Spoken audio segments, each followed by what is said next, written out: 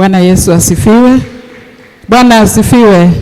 Tupigie viongozi makofi ambao wametuongoza leo, na sio hao peke yao, wote ambao wamehudumu tuwapigie makofi, maana wamefanya kazi nzuri. Amen. Basi wacha nichukue tena nafasi hii nishukuru kwa uongozi, na pia nishukuru wa mama ambao tunaongoza katika kanisa hili. Nasema Mungu aweze kuwabariki nyote na kuwatendea mema. Wamama wote na wasichana pia nachukua nafasi hii kuwashukuru kwa kushikana pamoja nasi kuweza kuendelea kufanya kazi ya Mungu. Ni vile tu hatungeweza waambia tumefanya nini na nini na nini, lakini kweli tumefanya mengi na tutaendelea kuelezea katika wall yetu. Kwa hivyo nyote nasema Mungu aweze kuwabariki na aweze kuwatendea mema. Asante kwa kila region ambao pia imeweza kupata nafasi ya kuimba. Tujipigie makofi sote. Amen. Kila mmoja amefanya kazi nzuri. Amen. Basi tusimame tuweze kumkaribisha mnenaji wetu wa siku ya leo. Anaitwa Mchungaji Penina Mwongela ama Mudhusi. Atajielezea zaidi maana anaweza kuongea. Ni mtumishi wa Mungu, nimemfahamu na ninajua Mungu anamtumia vizuri. Tupige makofi vizuri tu. Haleluya! Haleluya! Amen. Karibu mchungaji.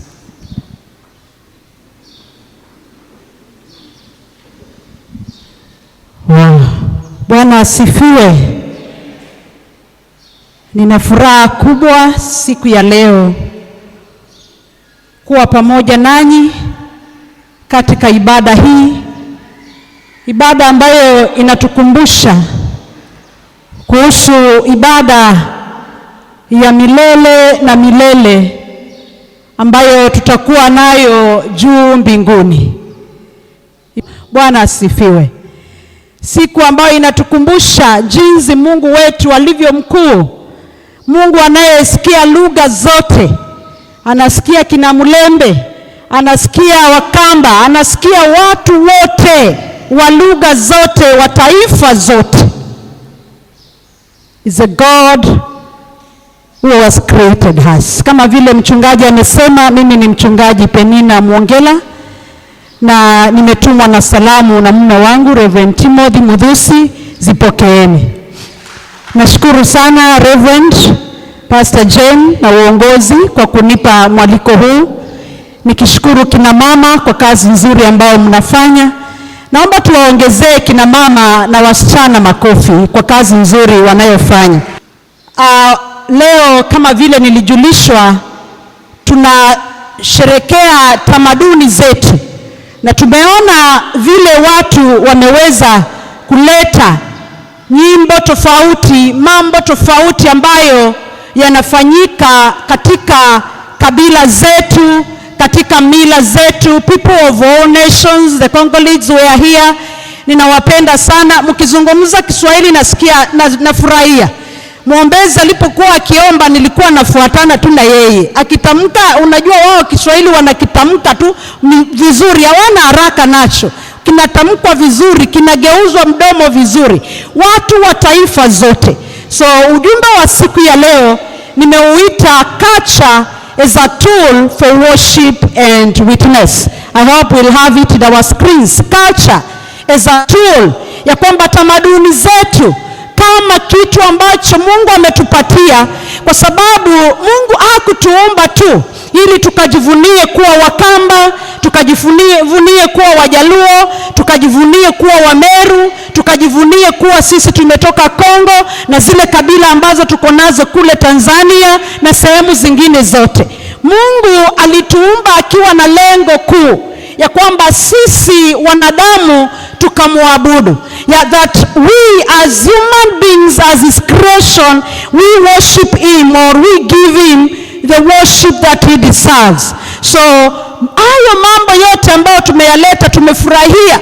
Nilisikia mchungaji Jeni akiniambia hata wakati Mulembe wanaimba usikii vile wanavyosema, but the Spirit of God in one way or the other is communicating, anazungumza na mioyo yetu. when this beautiful girl from Turkana amesimama hapa anaimba, tunafurahia even the gestures ambazo anaweza kuzifanya na mavazi yaliyo tofauti. So tamaduni zetu ni vitu ambavyo Mungu ametupatia ili tukazitumie kwa kumwabudu na tukazitumie tena kwa kuwaleta wengine kwake, watu wa taifa zote. Mahali tulisomewa katika Ufunuo wa Yohana, Revelation chapter 7 is an image of, the heavenly worship. A worship that includes all cultures, a worship that includes all peoples of all nations. Nataka nirudi pale kwa wepesi, Ufunuo wa Yohana chapter 7. Yohana anazungumza kuhusu maono ambayo Mungu aliyaleta kwake. Mstari wa kwanza hadi mstari ule wa 9 anazungumzia vile alivyoona malaika wamesimama katika pembe za nchi, na kuna wale aliona wametiwa muhuri, na wale ambao walitiwa muhuri, mstari wa 4 anasema, nikasikia hesabu yao waliotiwa muhuri katika kabila ya Waisraeli, watu 144,000. Watu wa kabila ya Yuda 12,000 waliotiwa muhuri, na mataifa hayo mengine yanatajwa wote kwenye namba ambazo ziko sawa. Kabila za Zabuloni, kabila hizi zote zinatajwa pale. Mstari wa 9 anasema, baada ya hayo Yohana akaona tena mkutano uliokuwa mkubwa, and that's where my focus is today. Akaona mkutano uliokuwa mkubwa sana, a great assembly, a great crowd of people, ambao anasema hapana mtu awezaye kuhesabu. Watu wa kila taifa na kabila na jamaa na lugha wamesimama mbele ya kile kiti cha enzi na mbele ya za Mwana-Kondoo, wamevikwa mavazi meupe, wana matawi ya mitende mikononi mwao, wakilia kwa sauti kuu wakisema, wokovu na Mungu wetu aketie katika kiti cha enzi na Mwana-Kondoo. Na wakaona wakiwa pale, ukiendelea kusoma mstari wa 12, wakisema, amina, baraka na utukufu na hekima na shukurani na heshima na uweza na nguvu zina Mungu wetu hata milele na milele. Bwana Yesu asifiwe. Tunapoenda kuangalia mambo matatu muhimu ambayo yanatukumbusha umuhimu wa tamaduni zetu, ninaomba Mungu wetu akatuzungumzie. Tuombeni. Mungu, tunakushukuru kwa ajili ya neno hili, neno ambalo linatukumbusha ya kwamba ulituumba taifa tofauti, ukatupa ndimi tofauti, ukatupa kuishi katika nchi tofauti, ukatupatia Baba kufanya mambo tofauti kwa ajili ya kuleta sifa kwako, kwa ajili ya kukuabudu, kwa ajili Mungu ya kuzungumza na wengine ili Jehova wakaje kwako. Na Mungu wetu, tunaomba mchana huo ili Baba ukazungumza na mioyo yetu, tukajue Baba hukutuomba tu tukaishi, tukajivunie vile Mungu mtakatifu ulitufanya kuwa, lakini Baba ulitupa kuwa na kabila zile ambazo tunazo na tabia tofauti, mienendo tofauti, ili tukalete sifa kwako. Mungu wetu, tunakusifu na tunakuabudu katika jina la Yesu tunaomba na kushukuru. Neno hilo linatukumbusha ya kwamba sote tumeitwa, ya kwamba sote tumekuja, na ninafurahia ya kwamba nimeona mumeweka all the parts of this country and even outside the country. Watu wamekuja ili waweze kusifu Mungu. Tukisoma katika Zaburi ya 99, ile Zaburi inatuita sisi, ni Zaburi inatuita sisi watu wote. Tunapoalikwa katika Zaburi hili, hatualikwi watu wa kabila moja, tunaalikwa watu wa kabila zote. Zaburi 99 Nitasoma mstari tu wa kwanza. Inasema, mwimbieni Bwana wimbo mpya, mwimbieni Bwana nchi yote. This is an invitation for all of us to declare his glory among the nations, to declare his marvelous deeds among all peoples. Ni mwito ambao tunaitwa sisi zote. Yes, we come from different tribes, we come from different nations, but the Lord unites us all to worship him. And that's why today tunaweza kukusanyika hapa tukiwa na lugha na dini tofauti, na tunasema utukuzwe Mungu. We can unite in one language, understand each other, and praise our Lord together. Pale Matendo ya Mitume 17:26-27, sitaenda pale, but the word of God reminds us that from one man he made all the nations, that we should inhabit the whole earth. He marked out the appointed times in history and the boundaries of their lands. God did this so that they would seek him, perhaps reach out for him and find him. Yaani Mungu alituweka katika hizo sehemu tofauti tofauti ili ya kwamba tuweze kumtafuta. Biblia ya Kiswahili inasema hata kwa kupapasa katika mataifa tofauti, katika areas tofauti, katika mataifa hayo tofauti, ili tukaweze kumtafuta Mungu wetu. Hivyo basi, ninapoenda kuleta ujumbe huu, ni vyema tujue ya kwamba every tribe, every nation, every people group, God has placed gifts like sounds, colors. Tumeona watu wakija, Wakamba wakija na they are yellow, and when they are in their yellow they look good. Tumeona Mulembe wakija wamefunga, nimeona jembe, tumeona vikapu ambazo wanabeba, tumeona Mijikenda with their, with their deras. And my daughter asked me when you were presenting, kwa nini Wapwani tunashikilianga dera? So sijui ni ndefu ama ni mitindo ambao tumezoea, na ukiambia mtu ambaye anaishi bara avae dera na aende akishikilia anashindwa, lakini Wapwani wanaishikilia vizuri na inapendeza vizuri. Haya ni mambo ambayo Mungu ametupatia different stories, ametupatia sauti ambazo ni tofauti. When the Kales are singing here, they are different from our Kamba sound. Na hayo yote Mungu ameyaleta ili sisi zote tukamwangalie yeye, all pointing back to him. Maana tunapoinua mikono tunasema Ngai, tunaposema Ngai, tunaposema Mulungu, tunaposema Nyasaye, all of us are speaking the same thing, talking to the same person, our God, our creator, in different languages. Bwana asifiwe. So hizi culture na tamaduni zetu, when they are surrendered to Christ, zikipeanwa kwa Mungu wetu, they become a powerful tool of worship and witness to the world. Hizi tamaduni zetu zote zikipeanwa kwa Yesu ambaye alikufa msalabani for all, once for all. Maana alipokufa pale na akasema imekwisha, haikuisha kwa kabila moja, haikuisha kwa waizi waliosimama na yeye. It was finished for all people, for you ambao hata katika kabila lako, katika hata nyumba yako, katika hata kijiji chako unaonekana ni kama wewe si wa dhamani. You are counted in these great nations that we have seen in Revelation, as long as all of us have submitted our lives to Jesus Christ. Kwa hivyo Mungu wetu akatutumie katika tamaduni zetu tukaweze kumwabudu katika njia zinazofaa. Nimesema leo nitaleta mambo matatu ambayo ni ya kutukumbusha faida, dhamana ya tamaduni zetu, dhamana ya mambo ambayo tunayafanya katika tamaduni zetu, ya mambo ambayo Mungu ameyaleta.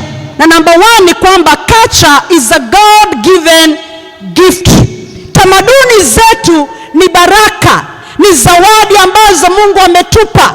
There is nothing wrong being your own tribe. Unajua tunalea watoto na watu, there are people don't like being associated with their tribes. Mtu ameng'ang'ana na Kizungu na ni Mkamba. Unajua wengine wetu tumeumbwa kiasi ya kwamba when we speak, people cannot tell where we come from. But some of us, including me, nikiongea Kiswahili hata Kiingereza, people know where I come from. And I am happy about it. Jana nilikuwa ninasafiri juzi, na nashukuru Mungu kwa neema yake, ameniongoza mpaka asubuhi nikitoka sehemu za Kitui. Na nikasimama pale kwetu Mazera stage, na nikauliza wale manamba pale, nikamuuliza gari sahi Nairobi zinalipisha pesa ngapi? Akasema bado haziko juu. Akaniuliza unaenda wapi? Nikamwambia naenda Kitui. Na nimeongea Kiswahili, sijaongea Kikamba na mtu. Mkamba ameketi tu hapo, nikasikia ameniuliza, "Wende Teketuiba, ume Teketuiba." Unatoka Kitui wapi? Ameketi hapa na sijazungumza Kikamba. Akili ikaniambia vile nimezungumza Kiswahili, amejua tu hiyo ni mdomo ya kwetu Kitui. Some of us are created like that. Lakini tunahitaji tutambue ya kwamba it is, the gift of God. Because from the beginning, God formed creativity and diversity into humanity. Angalia pale in Genesis, Mungu anapomuumba mwanadamu na anasema let us create man in our own image. And the Bible says he created them, both men and women, male and female, and he blessed them. Na akasema multiply, mukaijaze nchi. That is where creativity began. That's why we have different tribes in different parts of the world, speaking different languages. That was the work of God. Kwa hivyo wewe kuzaliwa, kabila uliozaliwa ni baraka. Bwana asifiwe. Don't stand there and I wish I was a Kikuyu. Kikuyus know how to make money. Become that spirit of Kikuyu in you in the positive way. Bwana asifiwe. Na tukichukulia kwamba tamaduni zetu ni zawadi ambazo Mungu ametupa, none of us will despise another person's culture. Hakuna mmoja atasema sisi tuko afadhali kuliko nyinyi, sisi tulifundishwa kuliko nyinyi, kwa sababu kila kabila imepewa zawadi tofauti na Mungu wetu. Maneno tunayoyazungumza ni tofauti katika dunia hii, lakini kwa Mungu wetu sisi tu kitu kimoja. You see, culture is more than tradition. It is a unique language of people's heart.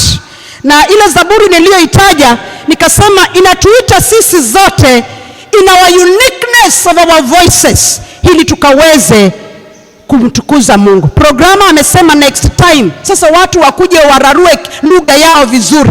Ukisimama unararua Kikamba vizuri, Mkale akisimama na yeye tunaenda Kiptaya, tuna Kipsengwe vizuri, tunaenda mzuri, tunaingia pale, so that we can continue to enjoy the great gift that God has given to us. So when we worship through our culture, we tell the truth about who God is and what he has done in our context. Wakati tunafurahia na tunatumika, tunamwambia Mungu katika tamaduni zetu, tunamwambia Mungu vile amefanya katika maisha yetu kulingana na kule ambako sisi tumetoka.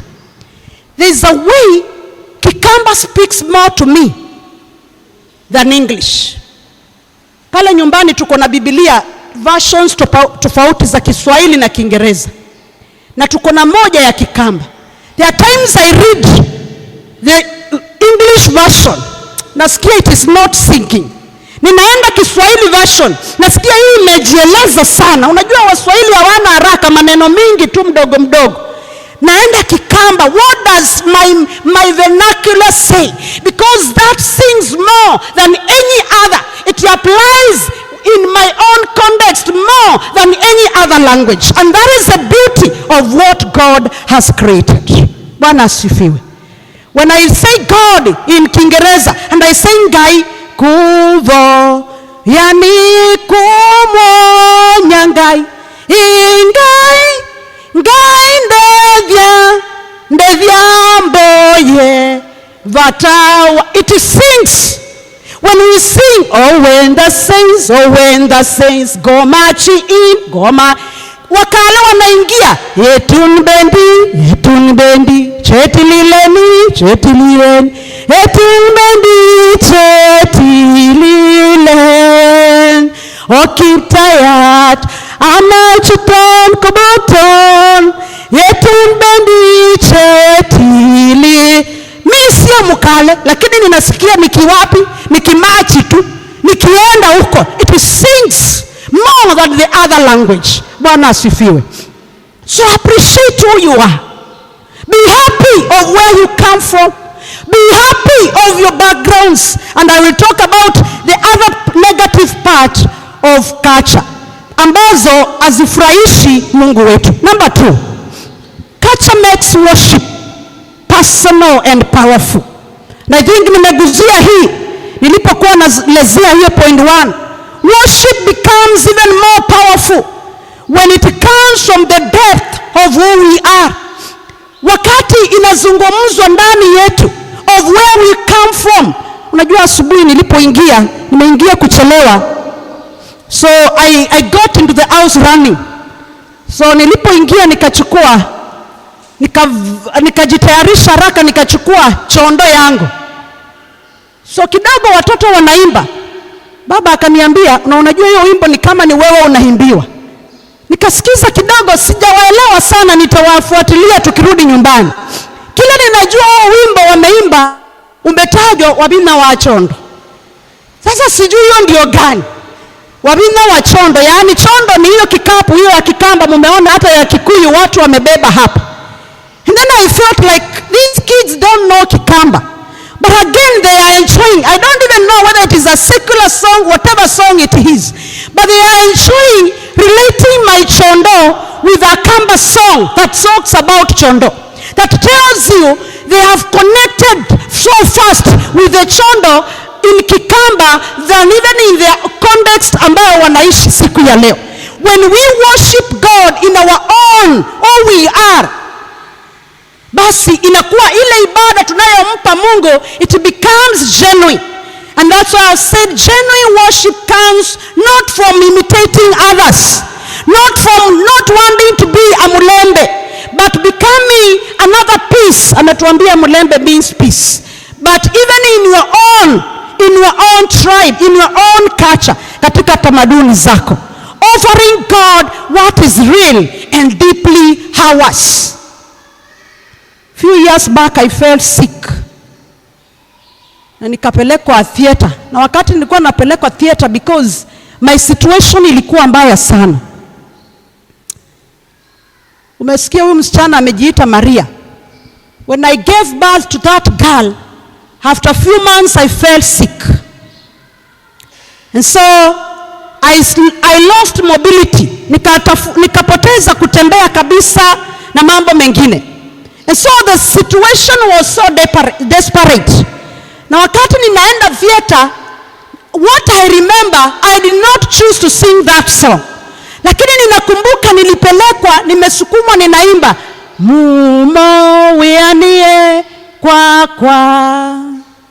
ila naidhinani naini kuwasa Yesu andengesya kwake andesyango na eanisya mumo kwa. Huo ni wimbo ambao unaitisha the grace of God. When I was in trouble, Jesus alinivuta, Mungu Yesu akanivuta karibu naye akanisafisha moyo na akajaza neema yake juu yangu. And the chorus says, nondo wakwa mumo wianie kwa. And I went singing that song. And when I woke up, I found myself in ICU.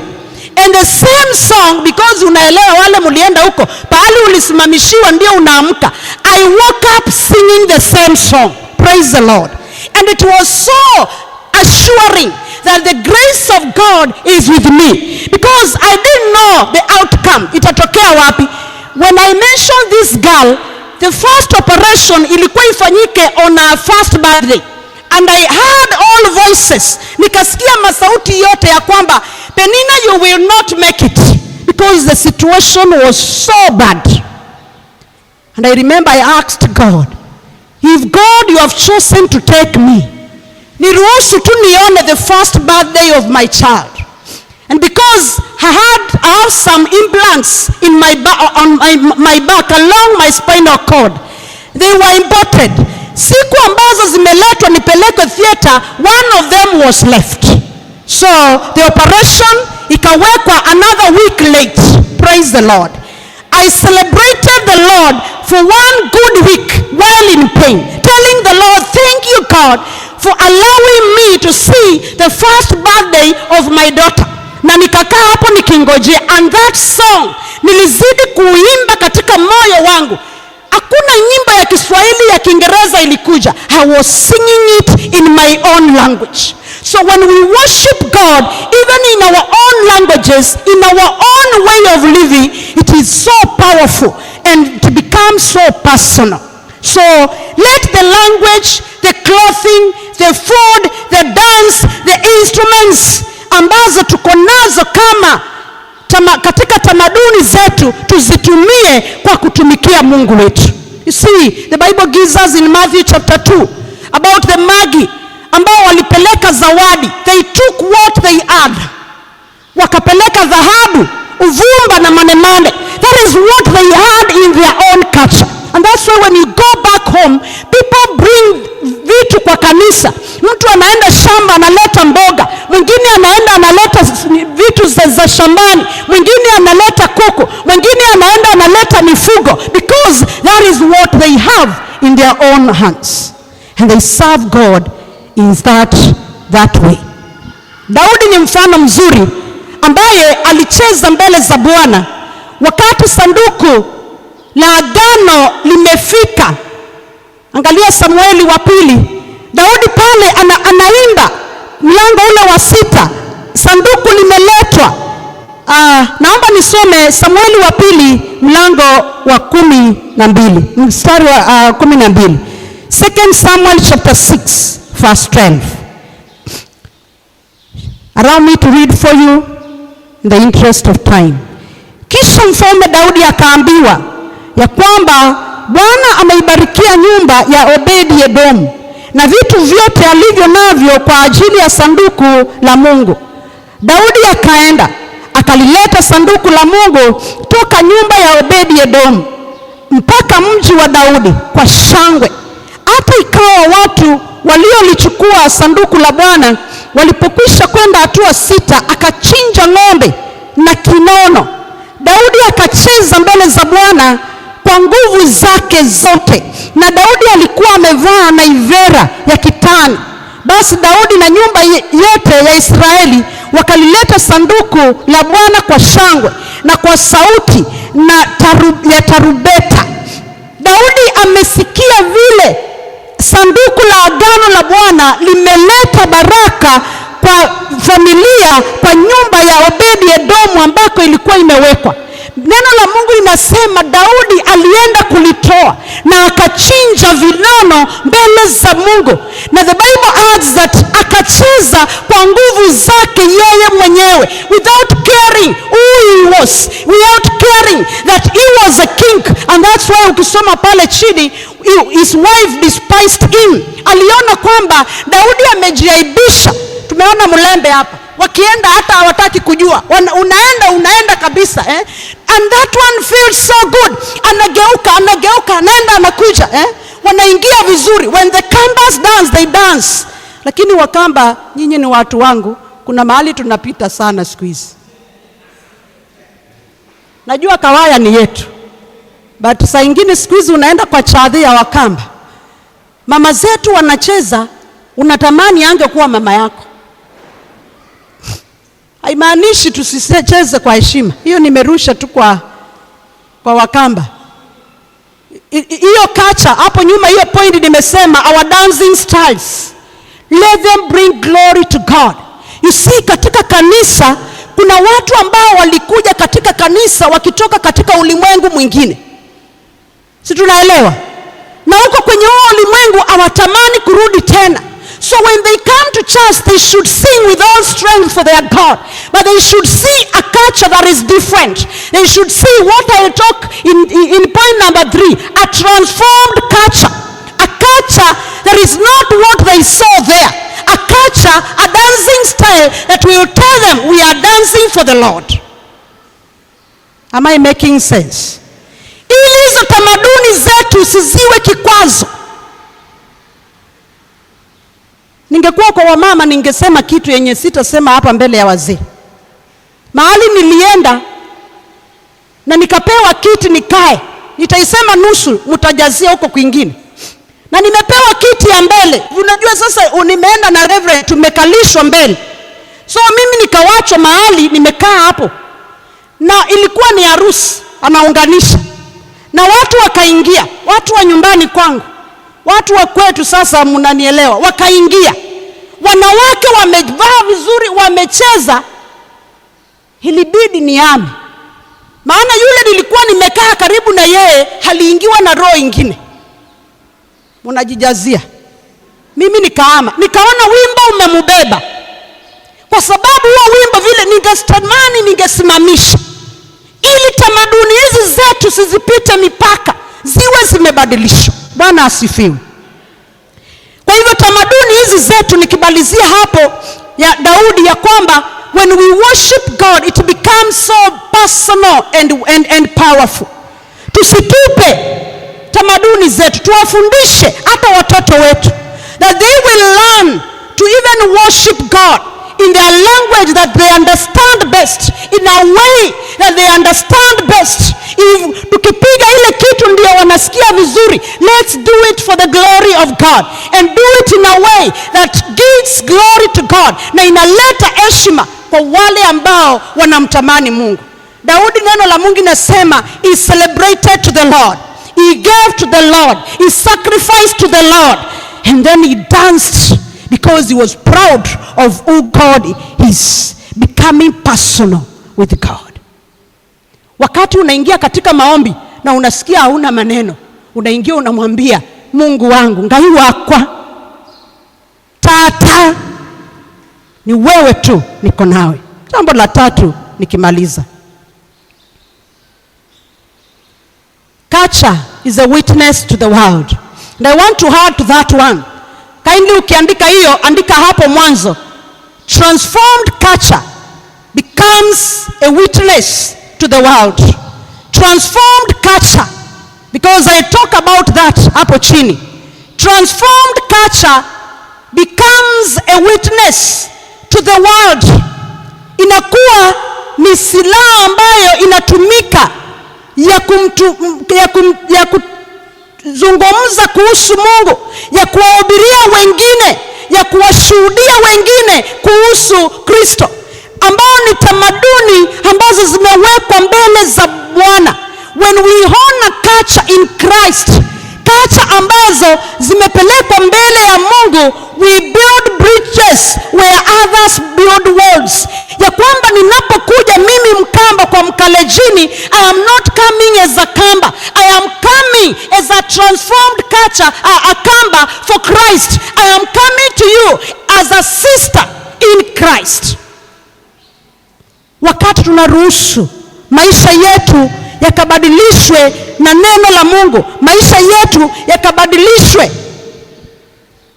na nguvu za Mungu, maisha yetu yakabadilishwe na uwezo wa Mungu ulio ndani yetu. Mungu wetu yuko juu ya tamaduni zetu. Mungu wetu yuko juu ya kila jambo ambalo linafanyika. Angalia pale tulisoma mwanzo, Revelation chapter 7. Yohana anaona people of all nations worshiping God, and these are the people that we are called to.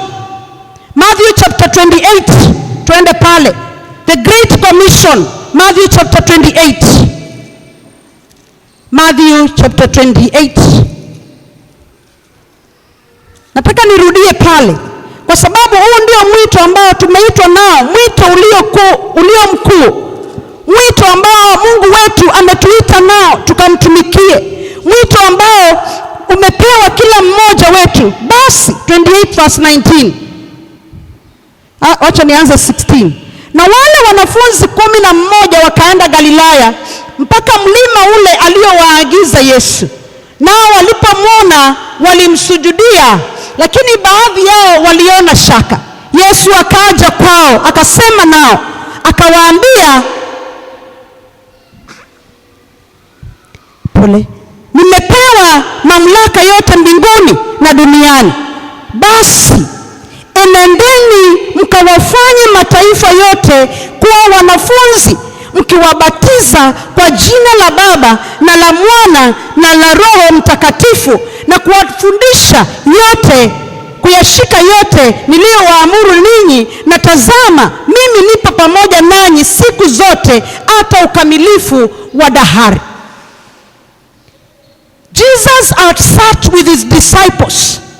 Amewafundisha, kwanza amewaita na akakaa nao na akafanya kazi nao na akawapatia mfano, na wakati umewadia anawaambia amepewa mamlaka yote, amepewa uwezo wote, all authority is on him, na anawaambia in the same authority now go to all nations. In other words, Jesus is telling the disciples, I have sat with you, I have transformed you, you have been transformed in my power. Now go to people of all nations and go transform them in my name. Bwana asifiwe. Na huo ndio wito mkuu ambao tumeitiwa. Hatujaitwa kujivunia kuwa tu kabila zile zetu. Tumeitwa kutumia tamaduni zetu kuwaleta wengine kwa Kristo. Na ukumbuka wakati mmoja tulienda kule Rift Valley. Nimefanya huduma sana kwa wakale. Na tukaenda kuhubiri, na kikundi tuliokuwa nacho tulikuwa wasichana 2 wa Kamba and a good number of Kalenjin men. Na tukaenda kwa boma moja tukabisha. Tukapata hii mzee akasema tuwekewe muriziki. I had vowed with my heart ya kwamba siwezi kunywa maziwa chafu, kwa sababu to me muriziki ilikaa chafu. Sisi tukitengeneza kibuyu ya muriziki hatuweki hiyo makaa, tunaweka moshi peke yake. Why should these people go ahead na waweke hiyo kitu hapo ndani?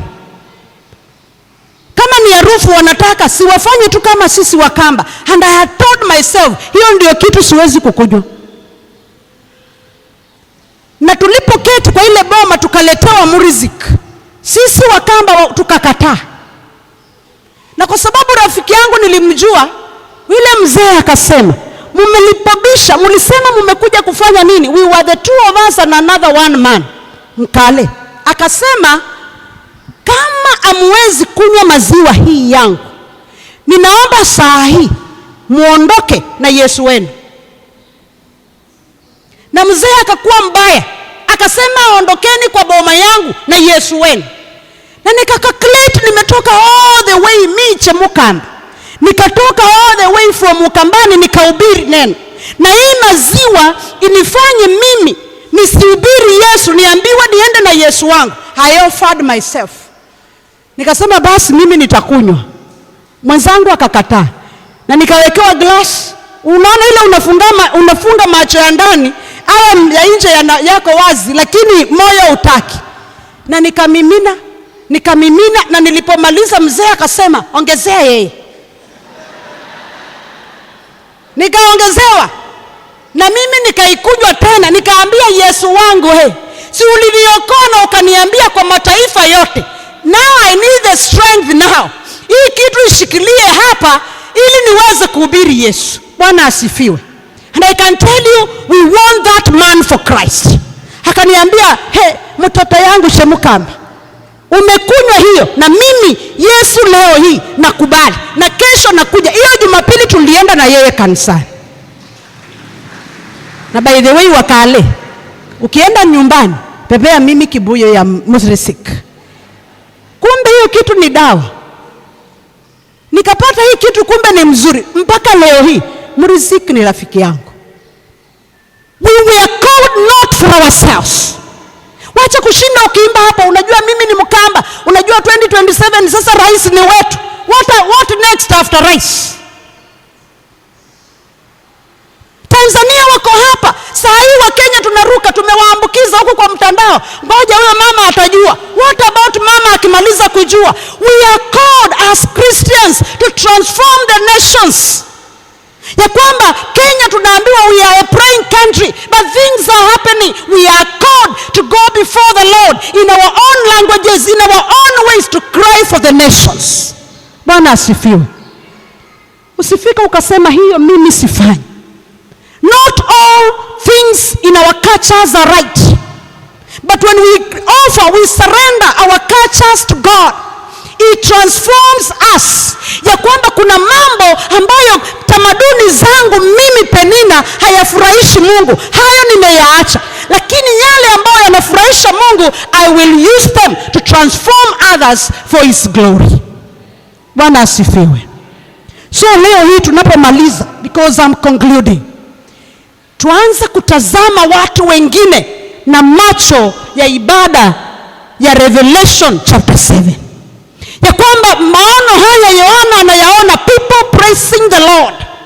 Ya kwamba this neighbor, this sister is not from my tribe, but my prayer is that one day there in heaven all of us will join in the worship of the Almighty God. Dada zetu na ndugu zetu, our neighbors who surround us here in Coast, they are not our enemies. God has called us to transform us, that through us he will transform them beyond the dress. Bwana Yesu asifiwe.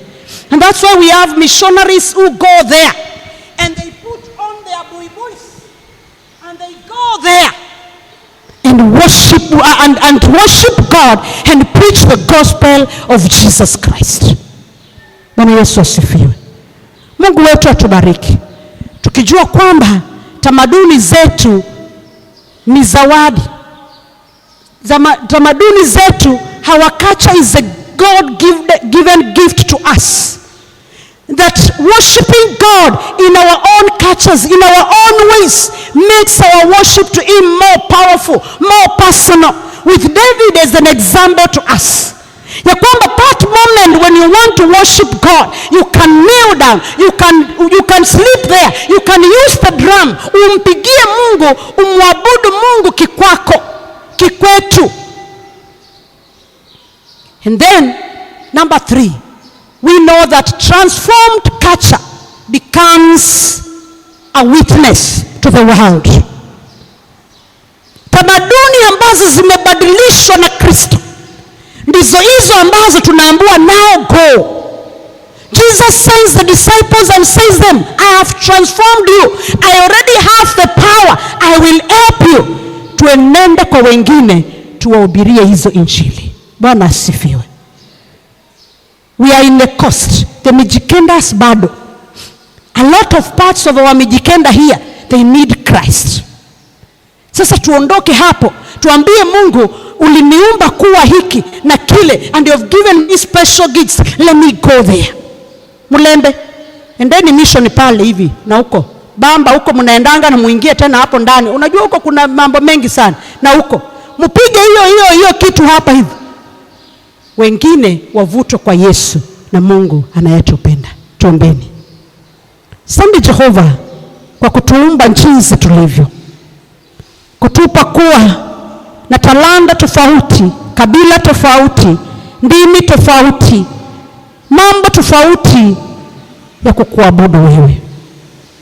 Asante Mungu, maana karama hizi umetupa, baraka hizi umetupa Mungu mtakatifu, haujatupa tu, umetupa ili tukakuabudu. Tusaidie Baba katika njia hizi, Mungu wetu, tukasongee mbele zako, tukakupe ibada ambayo inaguza mioyo yetu, ibada ambayo inabadilisha mioyo yetu.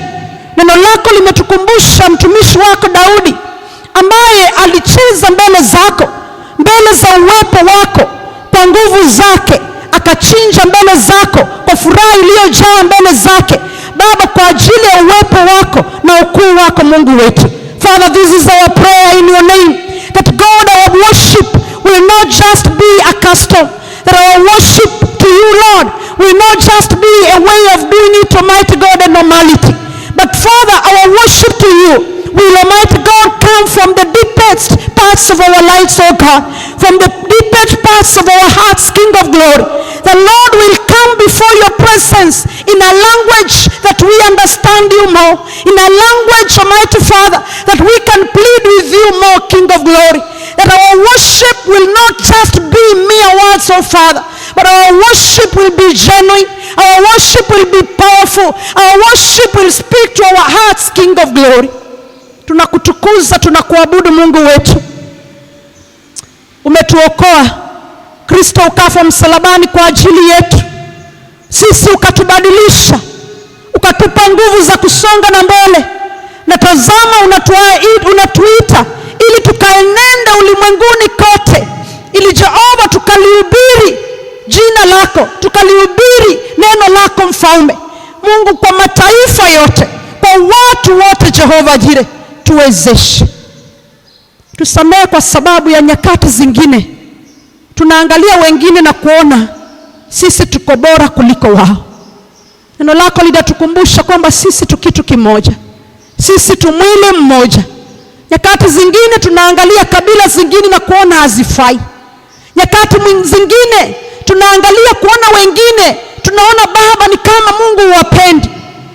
Baba, tusamehe, maana neno hili linatukumbusha umetuita kwa watu wote, tukawapenda watu wote, tukawaenendea watu wote, tukawaombea watu wote. Jehova, tusafishe, tuvute karibu nawe Jehova Jire, ili Mungu tukaweze kuenenda kwa ajili ya mabadiliko ya wengine kupitia katika tamaduni zetu. Tupatie Jehova nyakati zingine, Mungu mtakatifu, hata kuacha yale ambayo tunaona ndio ya maana na ya dhamana katika maisha yetu, kuweka chini. Christ you sacrificed for us. Help us, Almighty God, to sacrifice for others, mighty King of glory, so that they can hear your word, that they can be drawn to you through our own lives, oh God. Tunakusifu na tunakuabudu. Asante Baba kwa vikundi vyote ambavyo Baba vimehusika katika ibada ya kufana, ibada ya kutukumbusha, ibada hii iliyo kuu, ibada ya mwanakondoo, ibada ya kukutukuza wewe Mungu. Na Mungu mtakatifu, ukatuvute karibu nawe, ya kwamba sote, wa mataifa yote, wa dini zote, wa mitindo tofauti, sote tutahusika katika ibada hii ya milele na milele. Baba, nazungumza baraka kwa ajili ya kanisa hili. Baba, ukawaonekanie wachungaji, ukawabariki viongozi. Jehova, ukawaonee neema yako Baba, kanisa lote likainuliwe nawe, na zote Baba tukaunganishwe na kitu kimoja, ya kwamba sisi tu mwili mmoja katika Kristo. Pokea sifa na utukufu katika jina la Yesu Kristo tunaomba na kushukuru. Amen. Mungu atubariki.